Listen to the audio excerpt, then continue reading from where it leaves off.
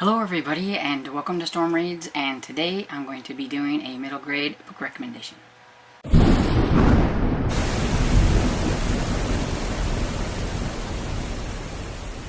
Now, those who have followed my channel for a very long time have probably heard about most of the books that I'm going to talk about, but I decided, since it is going to be middle grade May here coming up in a couple of days, that I would go through some of the books that I have read and kind of give you books that I enjoyed or I want to recommend for different genres, so that you can go to each of the co-hosts that are doing middle grade May, and maybe a book that I suggest might fit for one of their prompts and everything, and hopefully I will give you some good suggestions for some of my prompts.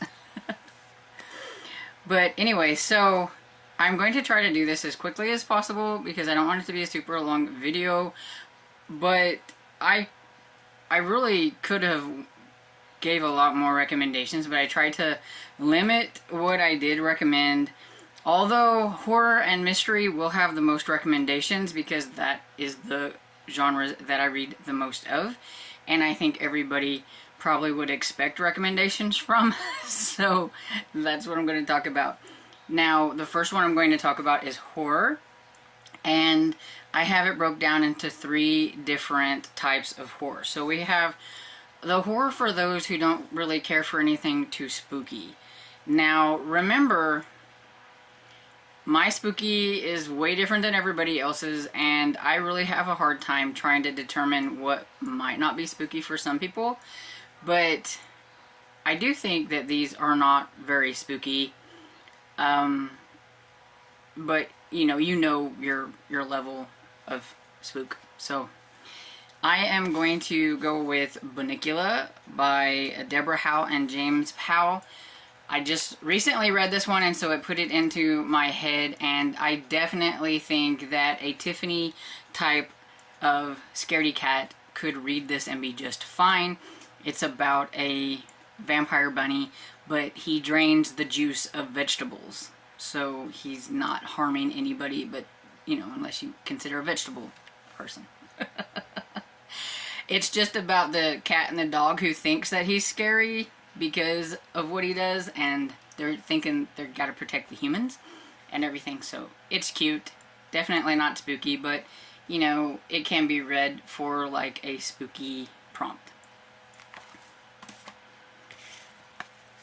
Goosebumps. Now, I've just grabbed just the Goosebumps that I had near me and everything. Everybody but me doesn't read these in order. I've been reading them in order. I think I'm on like book 8 or 9, and I don't know what one this is. It's just one that I have, and so it's here so that I can hold something up. But I don't think that the Goosebumps are very scary. These are kind of, I think, entry-level spooky books that R.L. Stine has written. He does have some that he's written, like the Fear Street, that are scarier. So if these are not scary enough, you could try his Fear Street books and everything. But this one, you know, or the series, I think is not very spooky. Another one that I think is kind of in a similar vein of the Goosebumps, and that's Spookville by Christopher Pike.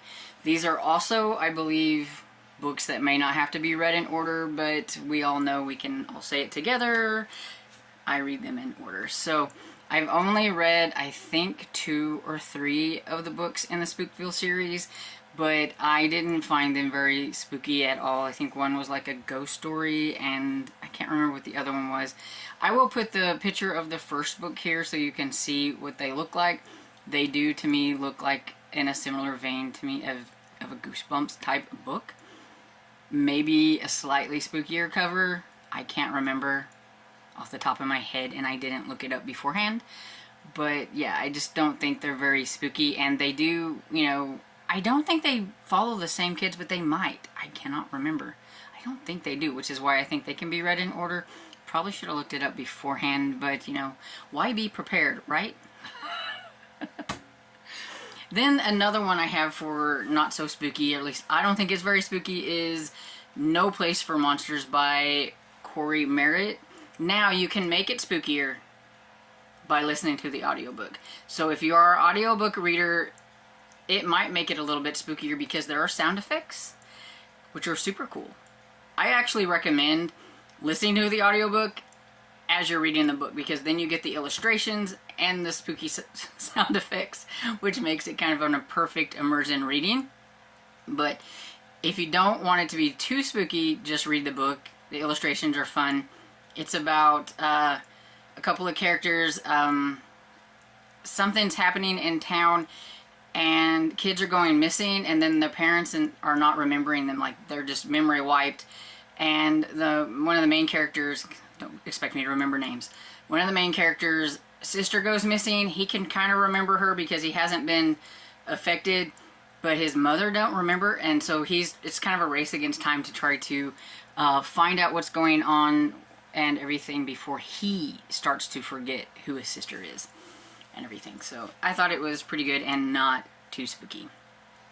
Something in between spooky and not spooky, I have the Dead City series by James Ponte. This is a zombie series, so if you're participating in Zombie-a-thon, it's a perfect book to read. This is book 1, Dead City, and it is basically about a girl who is a zombie hunter. She finds out that there are zombies after some things that happen. She actually works in a morgue, well, she hangs out in a morgue because her mother and everything, and then some things happen where she kind of gets initiated into the fact that there are zombies walking among everybody and stuff. So that one's pretty fun and not real spooky. Now this is where I didn't think it was very spooky, but I think some other people have, so I think that's why I think it's somewhere in between, is Ghost Girls by Ali Melanico. And this one is about a girl who kind of gets picked on and everything. I don't remember if her name was Zero or if people call her, but I don't remember what her name is. But they start calling her Ghost Girl after she like sees something, and she finds out that something's going on with the principals acting a little strange. And her and a couple others, one of them being the bully, has to try to figure out what's going on and stuff. And it does have some spooky elements, but I don't think it's as spooky as like the ones that I'm going to say are for those who like a bit of spook. And which that would be the one that I talk about the most, which is like the Whispering Pine series by Heidi Lang and Katie Barkowski. The whole series is quite spooky. I'm really sad that it's over, but I have read the whole thing, and it is one of my favorite middle grade horror books, and I do recommend it. I mean, the cover itself can tell you that there's going to be something spooky inside. Look at those eyes, clouds. It's kind of spooky. And he's got a hand on him right there, but there's nobody behind him. But yeah, so this one it's kind of a Stranger Things meets the X-Files, and it's a lot of fun. It's got some interesting alien takes in it, and it's just creepy. Anything Lindsay Curry will work for very spooky. I think these are my top 2 favorites that I've read by her. I've read every horror book that she has written. This year she decided to write a mystery, and I haven't read that one yet, but her spooky ones, they are definitely spooky. These 2 actually deal with a historical event that happened and kind of put a ghost story around them, so I think that's why I probably like them the most and everything. So yeah, if you want something that's kind of spooky, these will do it. Just, I mean, look at those covers. I mean, you can kind of tell the ones that are going to be a bit spooky by the covers. Another one being Hide and Seeker by Daka Herman. This is about some kids that were playing hide and seek, and the seeker is not very nice, and something happens to one of their friends, like he goes missing, and when he comes back he's not the same, and yeah, it's quite spooky. And then Mine by Delilah S. Dawson. This one is a haunted house story.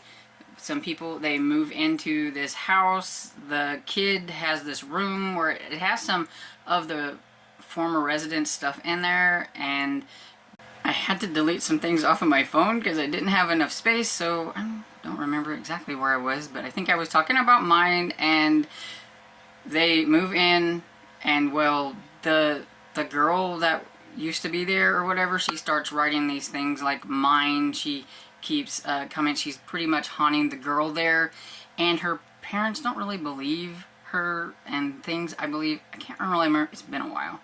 It's been a few years since this one came out. But anyway, I remember it being kind of spooky, and look at that cover. So that's all the horror ones that I have.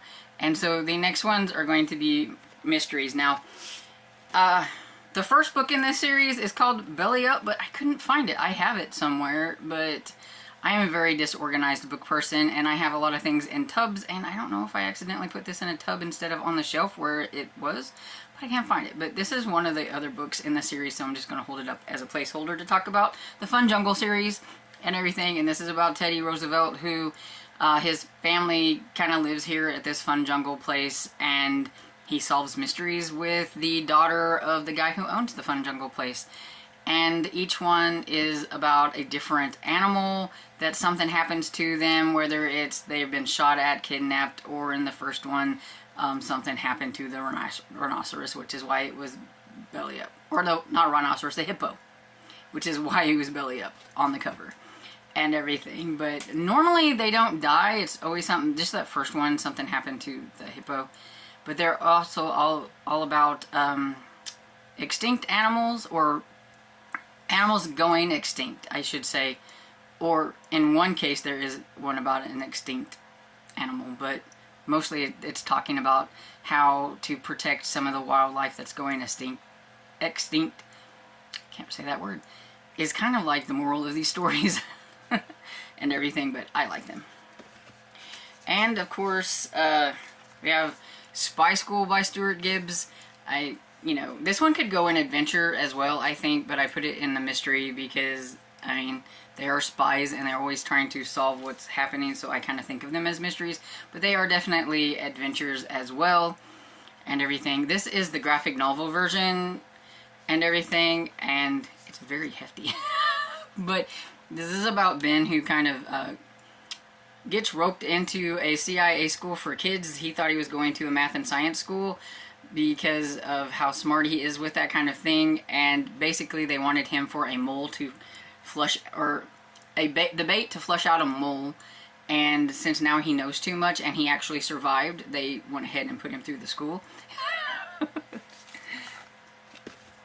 Then I also have Mr. Limoncello, and this is Mr. Limoncello's Library Olympics, but the first one I think is Escape from the Library, but I don't have that one, and so I'm just holding this one up.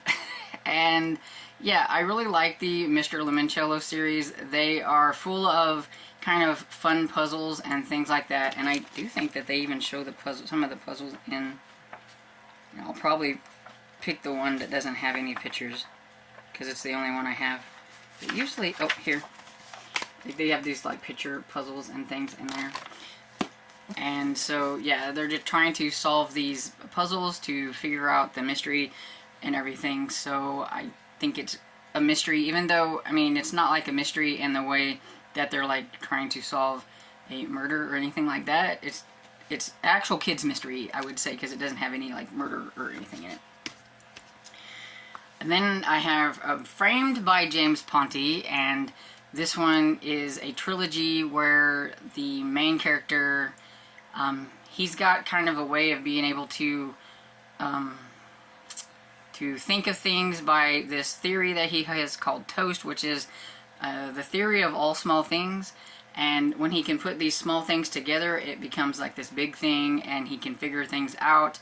And he kind of catches the eye of the FBI whenever he figures, him and his friend, he teaches it to a friend, and they figure out, like, there's this art theft in, like, the first one, and he kind of gets involved with the FBI, and that's what all three in the trilogy are about, him and his friend working with the FBI, and I really enjoyed them.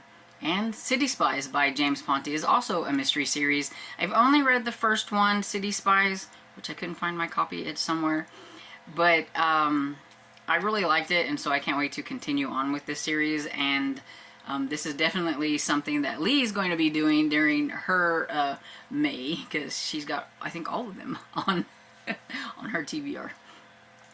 And then we have The Midnight at the Barclay Hotel by Fleur T. Bradley, which could be listed as somebody's kind of spooky and mystery, because there is a ghost, but it's not like necessarily spooky, but it's in like this hotel, and hotels sometimes when you're looking around in them can be a little spooky.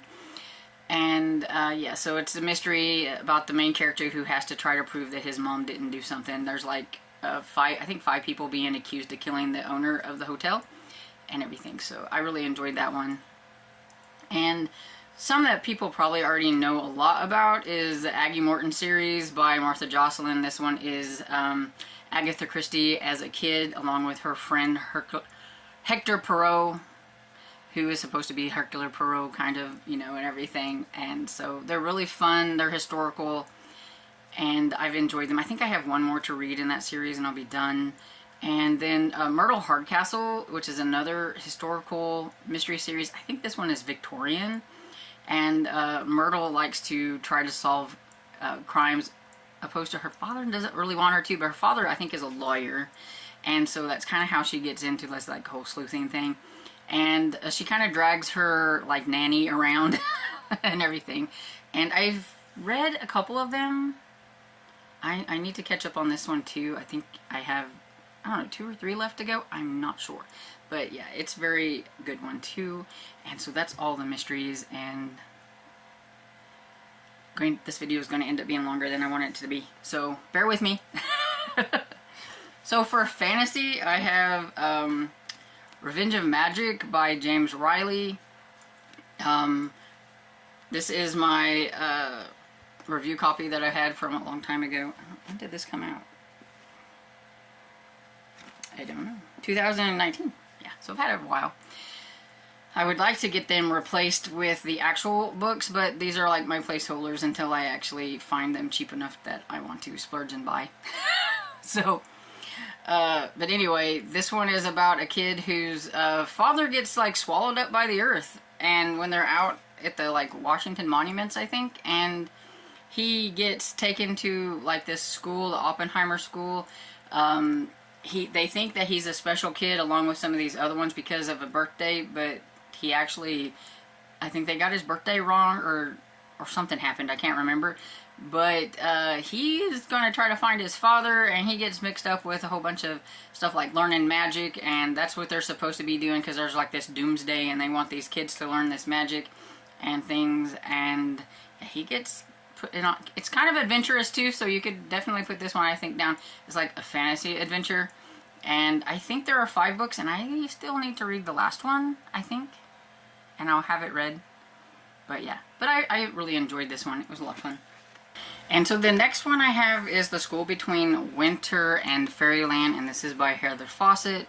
If you've heard of Heather Fawcett, she also writes adult books, like she's got, I think, that Fairyland book, the Emily Wilde's encyclopedia one, I think it is. But she also writes fantasy middle grade, and she also she has this one, and she also has another one that I have read called, I think, The Language of Ghosts, which I enjoyed. But this one is about a young girl, Autumn, who works in a menagerie with her family. She's a beastkeeper. They take care of all the scary animals and things like that.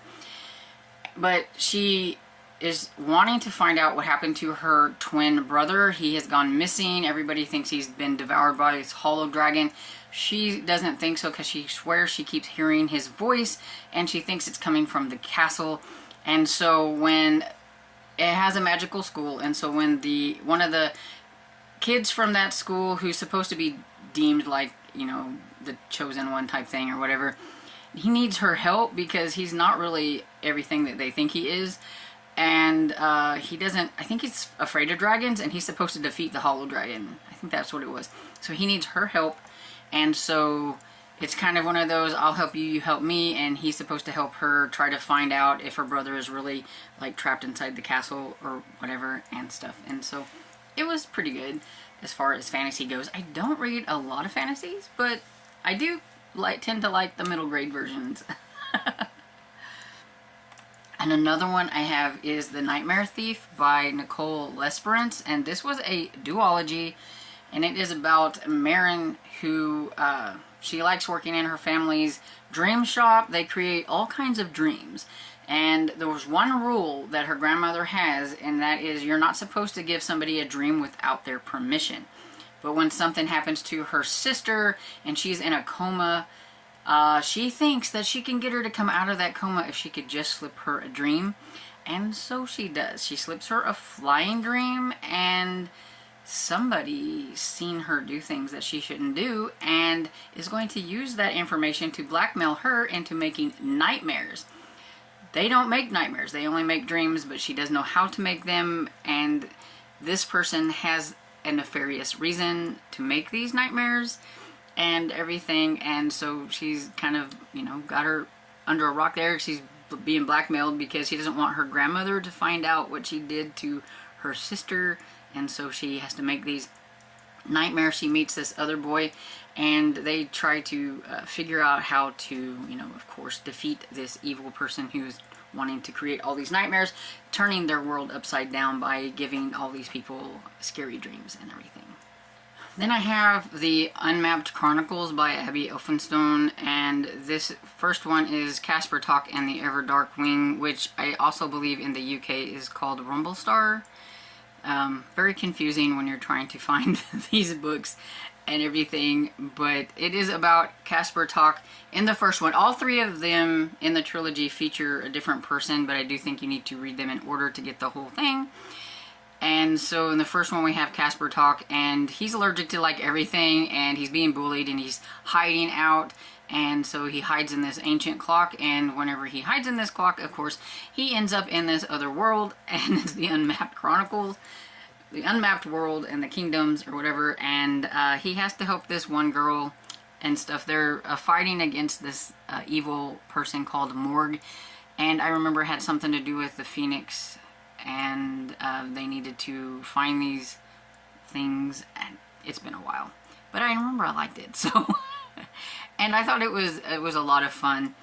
But you know what, they do need to be read in order, because I do remember that in one of them, I think it's the second one, Casper Talk is actually an old man, I think, because it was like, oh hey, you know, and then you actually do in the second one, you meet one of the ones from the second one and the third one. So yeah, they should be read in order.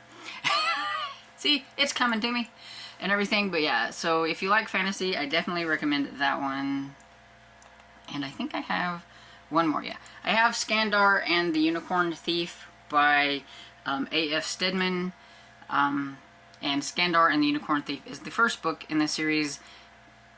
I don't know if the third one's out yet, but I do know I have read the first two in this. And I mean, if you like unicorns, here you go. But basically it is one of those you know, somebody has a secret magic and nobody's supposed to know because they don't want it's kind of an forbidden type of magic, but then of course Skandar's going to find out that he has this magic, and that his magic is scary and nobody wants him to have it because of some things that happened in the past. And then you've got like this phantom rider like you have in the set, and there's these scary people that have, you know, it's one of those kind and everything, and I enjoyed it.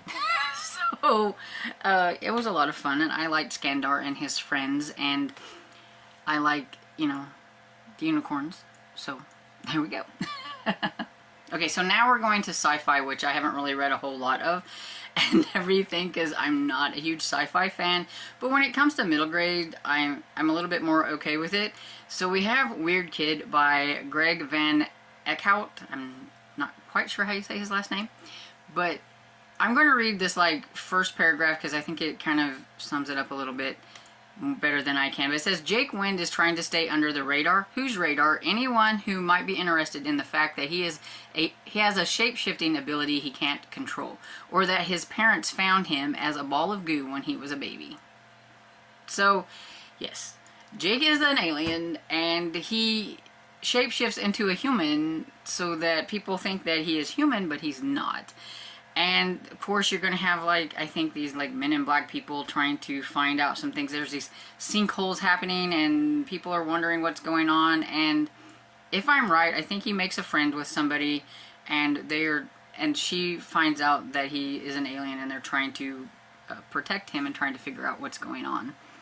and everything. So yeah, so it's has a little bit of a mystery to it.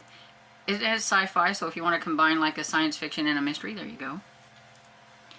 And then I have Area 51 Files by Julie Buxbaum, and these are very cute little kids books. They're about Sky, who has to go live with her uncle in Area 51, where she finds out that aliens do exist, and she is surrounded by them everywhere, including the new friend she made, Elvis, who is actually can shift himself into looking human. And so, or no, I take that back. He's an alien that you look at him and you see what you want to see, and she wants to see an 11-year-old boy because she is like a kid, and so that's what she sees, where somebody else might see him as an adult, somebody they don't like, or whatever. So I wouldn't want to be that kind of alien.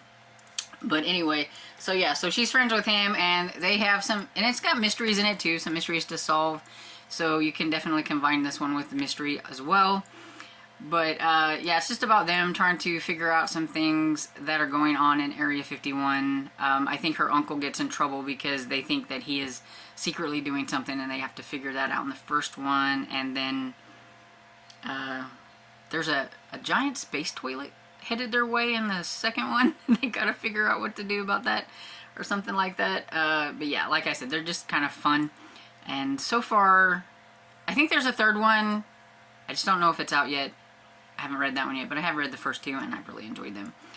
And then there's Bloom by Kenneth Opel, which could probably also be categorized as maybe a science fiction horror and everything. And then I've only read the first one. It's a trilogy. I really need to get to the other two. I just never did. I'm probably going to have to find a really good like overview of the first book. But I do know it's about alien plants, and they're growing up over everything, taking over everything, and there is this group of kids that are kind of immune, I think, to what's going on. It's been a while and everything, but it's definitely got that alien plant sci-fi thing going on for it and everything, so if you like that kind of thing, you would probably enjoy that. So, for adventure, I have Quest Kids by Mark Likeness. I'm probably butchering that guy's name. I never do know how to say it. But it's a bit of a silly kind. This is the second book. I don't know where I did with the first book. I had them as EARCs, or EARCs, as arcs. But it's got a lot of pictures in it. And I mean, I'm talking like a lot. So super quick to read, even though they look kind of chunky. They're silly. They're very silly. But they're a lot of fun too. And basically it's about Doug and his strange group of friends who are trying to figure out what happened to Doug's parents. And they are on a quest. Then we have also another Stuart Gibbs, because you know I love Stuart Gibbs. We have the Once Upon a Tim series. And this one is definitely very silly as well. About a couple of peasants who don't want to be peasants anymore. They want to be knights, and they're questing and stuff. And it has a lot of fun pictures in it as well and everything. So yeah, just a little fun adventure book, and they are short. Then I don't have the first one in this series, so I'm going to hold this one up. But we have the Charlie Thorne series, and this one I believe is the third one. I think this is the third one. I don't know if it says in here or not. Yeah, this is the third one, because the first one is the last equation and everything. So we have Charlie Thorne, and I've talked about her before. She is a like 12-year-old kid who is an adventure seeker, and she's very smart. She's a genius. She's stole $40 million from these people. The CIA are looking for her. She actually teams up with the CIA to find some things, and she has some information in her head that other countries would like to have as well. And so yeah, kind of an Indiana Jones type. And then we also have the Cryptid Hunters, and this is the Marty and Grace series by what is his name, Roland Smith, that'd be it.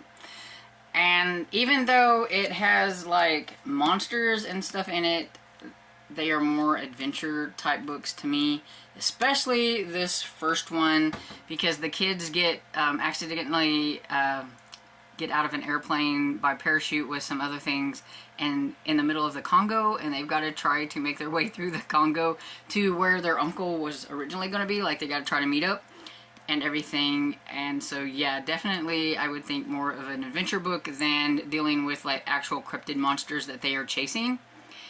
Each one of them has a different cryptid, but it's really more about the adventure than the monsters. And so not really scary, more unbelievable adventures.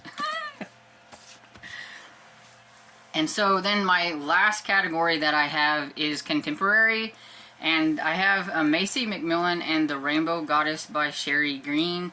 One of my subscribers told me about this one, that they really liked that one, and so I decided to read it. It's really quick, and I really enjoyed it. So Macy is a 6th grader, and she feels kind of like her world is coming to an end, like things are being upended.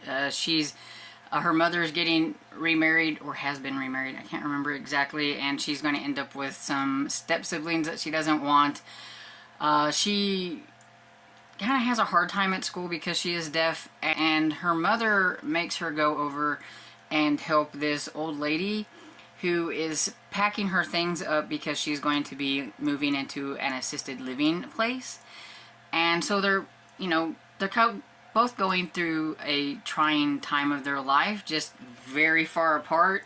You got the young and you've got the old, and she's kind of aggravated because her mom makes her go over there. The worst thing, the old lady don't know sign language, and so how is she supposed to communicate with her? But they end up, figuring out a way to communicate and everything, and it was just very sweet and everything. Macy definitely learns a lot of things by, talking to the older lady and getting to know her story and all that kind of stuff. And, if you like contemporary things, you will definitely enjoy that one. And I have the Field Guide to Getting Lost by Joy McCullough. And it has been a few years since I have read this one, so I do know it is about 2 kids whose parents are getting married or have gotten married. I can't remember. But they're going to have to end up, getting along with each other. And the 2 kids could be, like, as different as night and day and everything. And the one, I think the boy, is kind of, like, allergic to everything, or at least thinks he is. I can't remember. It's kind of about them having a little bit of an adventure when their parents didn't know what they were doing, and kind of, during this time, they kind of find out that they actually do have a few things in common with each other if they would just take the time to get to know each other. That's what I think I remember about the story, but don't hold me to it because it has been a while, but I do remember that I really did enjoy it. And another one by the same author is Across the Pond by Joy McCullough, and this one is about a girl who is a bird watcher, or she becomes a bird watcher when they go to Scotland. It's, what can she do while they're there in Scotland, and she finds out about birding. But the thing is the only bird watching club is a bunch of boys who don't think girls should be in the in the club or whatever, and everything. That's a boy sport to them or whatever, and so she's going to show them what's what, and she's going to like win the competition or whatever it was. I think I remember. But anyway, it has a lot to do with birding, and it has a lot to do with, finding your way in a new place, and, not giving up, not letting people tell you that you can't do something whenever, you can, and things like that. And so I liked it. And that's everything. And this video was a lot longer than I thought it was going to be because I tend to ramble too much. It's okay, though. So if you've made it this far, give me like a books emoji so I know you made it this far, if you don't want to like leave an actual comment. But if you do want to leave me a comment, let me know if you have read any of these, or if I piqued your interest in any of these. Or was this helpful at all, or did I just talk about the same books over again because, I have a habit of doing that. Let me know whatever you want to in the comments. Give me some recommendations for any of these genres if you want, because I'm always looking for no books, you know that. So why not add more to my TBR? And I hope you enjoyed this video, and if you did, please give it a thumbs up and subscribe, and I will see you all in the next video. Bye!